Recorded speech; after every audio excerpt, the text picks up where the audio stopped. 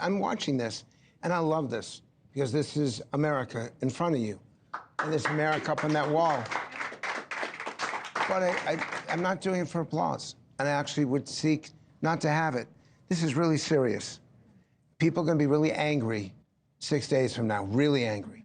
And I'm afraid what's going to happen 8 or 9 days from now when people believe that they were robbed on both sides, because I can't tell. And we know what states matter. We know what voters matter. I'll give you an example. Latinos, who traditionally vote Democrat by about 22, 23, 24%. Right now, the margin for them, and we'll see what happens because of the comment about Puerto Rico, but we'll see what happens, because I think Trump's going to do pretty well among them. Younger women are going to vote in droves for Kamala Harris, and it's going to be significant. And for the Republicans, they have to drive this vote of the unions. They have to drive Latinos, and they have to drive, frankly, African-American men, young African-American men who are giving Trump a look. For women, it's the younger vote. But in the end, are we going to come together? Right. I'm not convinced of it. And it scares me as a professor, as someone who teaches. How do we get over this? He went to West Point yesterday. He was a star. Stephen A. Smith was a genuine star. They look up to him. They appreciate him. There wasn't a mention, not one, of Donald Trump or Kamala Harris. Not one. It was all about leadership. It was all about character. It was all about sacrifice. And, dude, thank you very much for what you said and for how you said it. You had an impact. But we're trying to score political points. We're trying to own our opponents. And we get righteously indignant to where we yell at each other. I've seen it here. Gentleman who was sitting over here walked off, was yelling. I see the board up there. I know some of those people because they participate in my focus groups. I want someone to say that America is more important than the next election. I want someone to say that we have more that unites us than divides us. I'm not this, and I don't need the applause. I'm not the same man that I was 5 years ago. Thank God. And I care about getting it right. I got a question for you.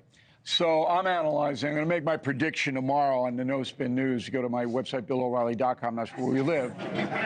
On the election. And I'm basing my prediction on voter registrations, which are surging for Republicans in certain swing states, as you know, right? Yes. Pennsylvania, Nevada.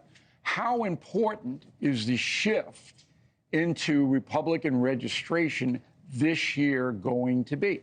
I think it's going to be significant. And there was a time, so let me tell you why I got it wrong. I thought the debate performance, Trump's debate performance, was so bad that he was done and that Harris was the next president. I got it wrong, because Trump absolutely has a 50-50 shot of winning. But what does that mean when you can argue over eating dogs and cats and it doesn't affect your vote?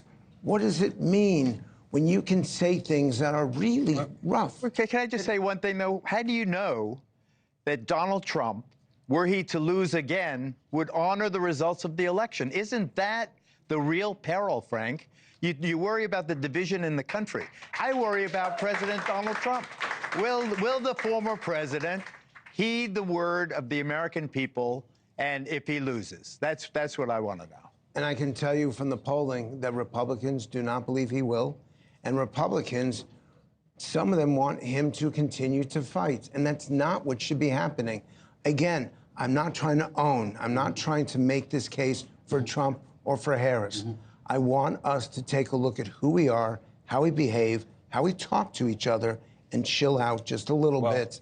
Hey, thanks for watching. Go to joinnn.com to find NewsNation on your screen. And don't forget, click the red subscribe button below to get more of NewsNation's fact-driven, unbiased coverage.